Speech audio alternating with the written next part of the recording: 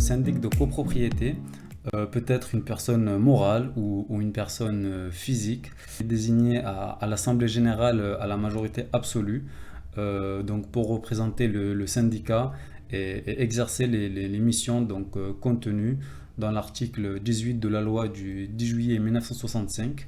Et il s'agit donc d'un contrat de mandat avec le syndic.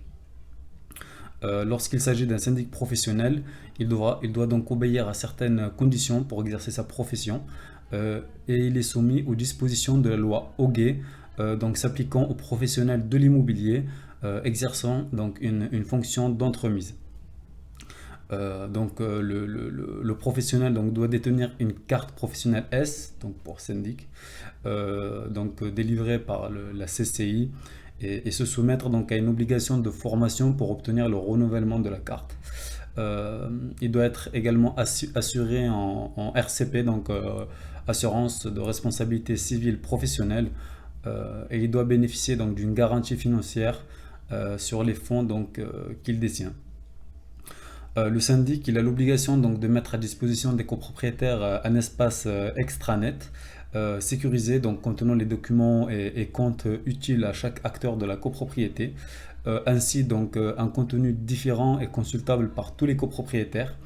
Donc un copropriétaire individuellement pour son compte personnel et le conseil syndical qui a un accès étendu aux documents de la copropriété. Donc il met à jour annuellement la fiche synthétique de l'immeuble. Il doit la transmettre à tout copropriétaire qui en fait la demande sous 15 jours, donc sous peine de pénalités financières imputées des honoraires.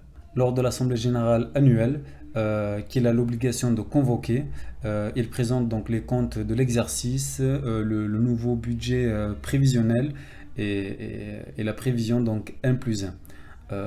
Il demande donc le quitus pour les actes accomplis durant son mandat. Le syndic tient à jour la liste des copropriétaires et est donc destinataire des avis de mutation de lot, c'est-à-dire des ventes, que le notaire lui fait parvenir.